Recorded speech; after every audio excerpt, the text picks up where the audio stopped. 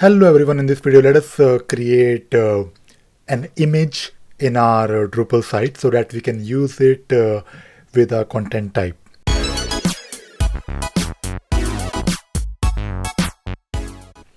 So far we have learned quite a lot. We have successfully set up our Drupal website and we have also done some initial configuration.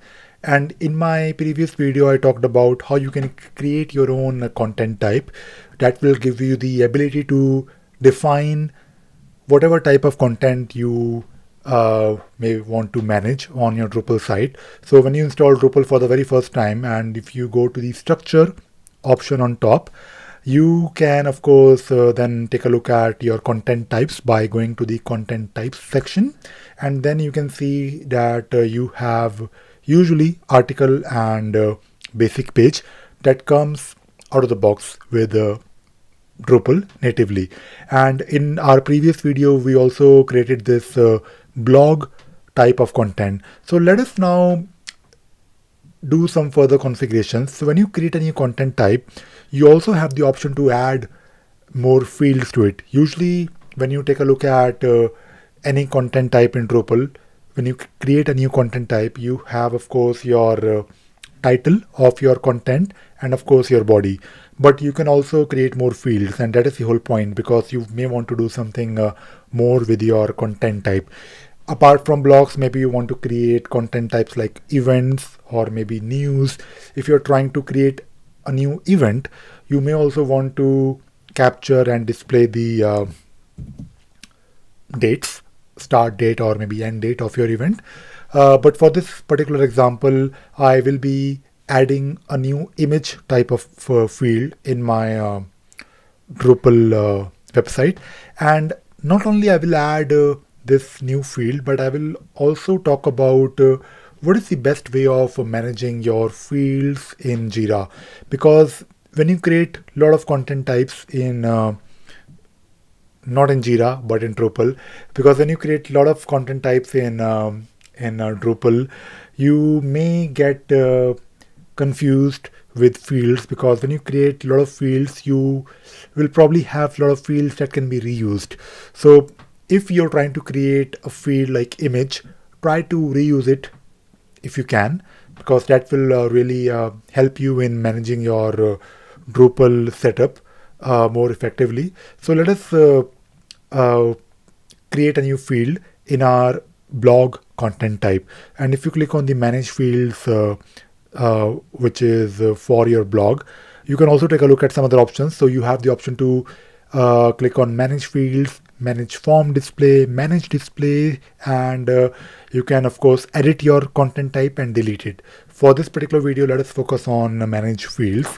We'll take a look at manage form display later. But in this video, let us see how you can add a new field. So when you click on manage fields, you can click on this button that says add field.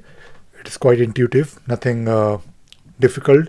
And then you need to specify your field type. And by the way, you also have the option to select a field that you may already have in your Drupal site.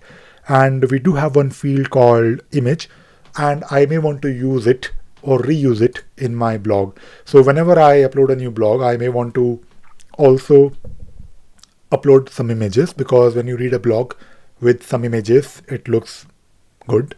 So I'll probably add it in my blog content type. So click on the save and continue button.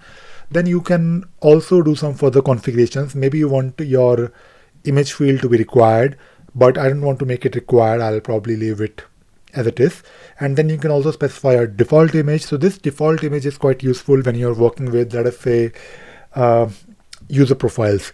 And if users are not uploading any image, maybe you want to display some icon, user icon. So you can use this option if you want. You can also specify the allowed file extensions. So if you're trying to work with images, maybe you just want to restrict your image extensions to PNG, GIF, JPG and JPEG, up to you. You can also specify your file directory. So within your files folder, so there is a files folder where all the files will be will be stored. So you can further define whether you want to store or create maybe a subdirectory, and this subdirectory will be basically your timestamp, which is always good.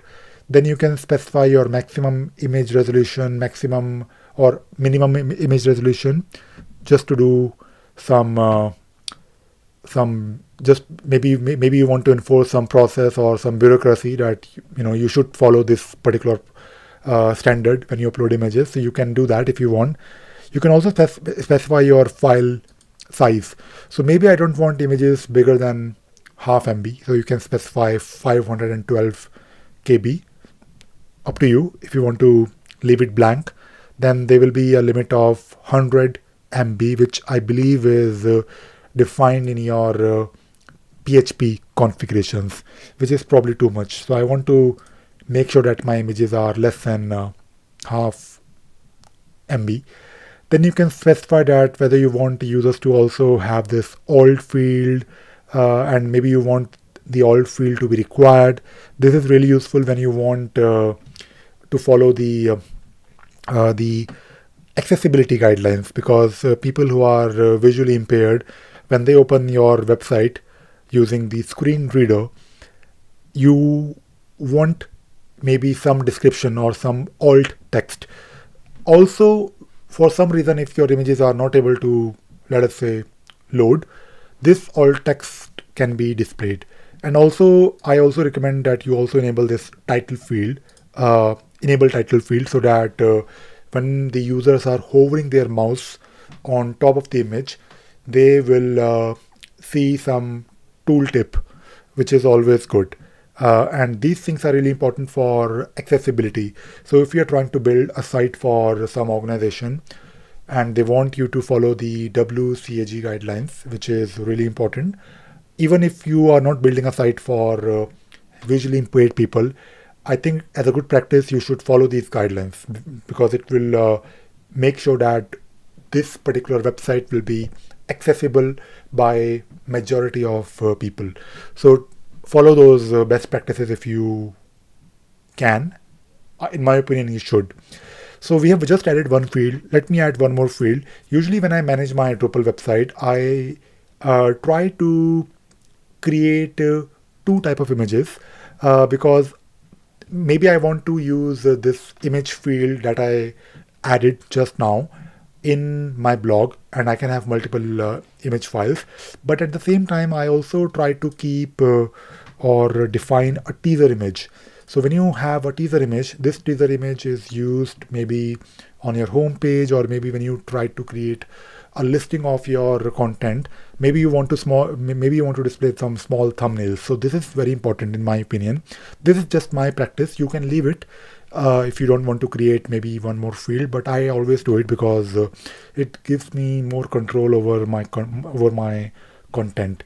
So let me add one more image, and I want to keep this teaser image uploaded to my files directory, which is my public, but you can also select private files. Let us leave private files for the time being. It can be a bit complicated, but I want my images or my files to be accessible by everyone. And you can set the remaining options if you want. Like if you want, you can also upload a default image. I'm just saving the field settings. And finally, I'll also make sure that I define some limit on my teaser. So let us say I want to keep the same limit of 512 KB. I'll also enable my title field, and I'll save my file settings, which is in this case an image. So we have these two fields added. Let us now quickly add a new blog, and let us see how it looks like. So if you add a new content now, you can see here that we have this option blog that we did earlier in our previous video. So this time if I add a new blog, let us say I want to add a blog like blogs with, or maybe blog with image, and I'll probably keep my body as it is, or maybe I'll add some dummy text. This is my blog.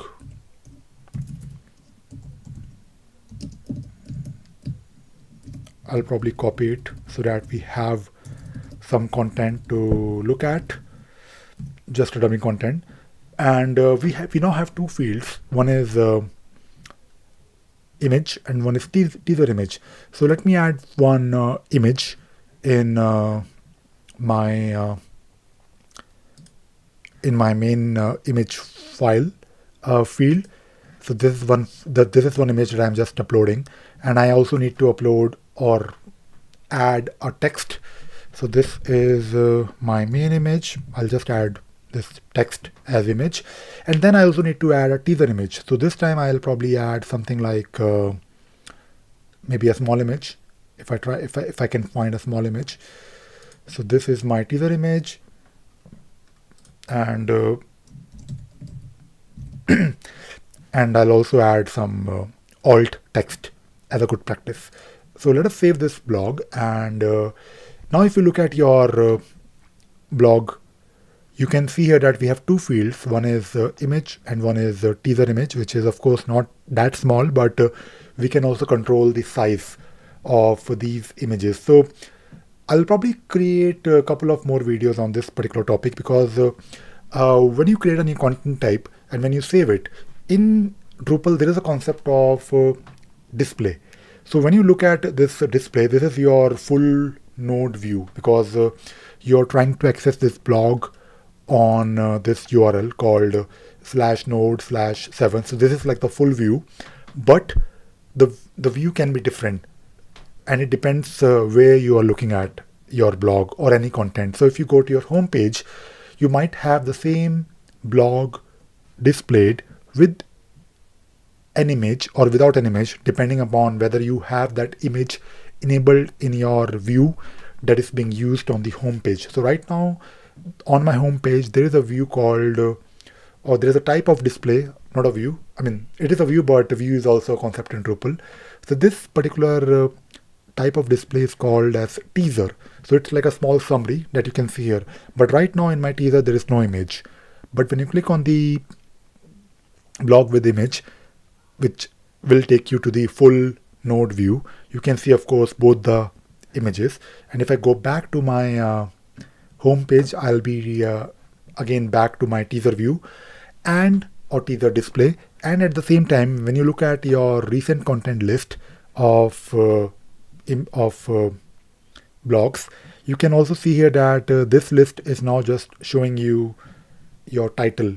But we can also display a very small, tiny image right next to your title if you want. Usually, I'm sure you must have noticed that on websites you have this block that shows you a small image with some title or maybe a text. So the good thing about Drupal is that you can create a view, and that view can display anything you want, any field you want. And right now we have two fields. One is teaser and one is full image. You can have the same field, same image uploaded at both the fields or maybe at both the places. But right now we have one image and one teaser image, but we can also have multiple images. So maybe I want my main image to be multiple field. So maybe I can upload multiple fields. At the same time, you can also have a field or image embedded within your content. And maybe you don't want to display those images when you're looking at your teaser or maybe when you're looking at your view. So that is why I always use this separate field called teaser image. It makes your organization of files or image files a lot easier. So this is my recommendation. This is my best practice that I follow on Drupal sites that I usually manage. So the purpose of this video was not just to show you how you can add a field. Of course, we are adding a new field, but I also wanted to share my best practice, and I'll probably create more videos. No, not probably. I will definitely create more videos on this topic, where I will share further best practices on managing your Drupal site when you're dealing with files, especially images. So I hope you enjoyed watching this video, and I hope you learned something new.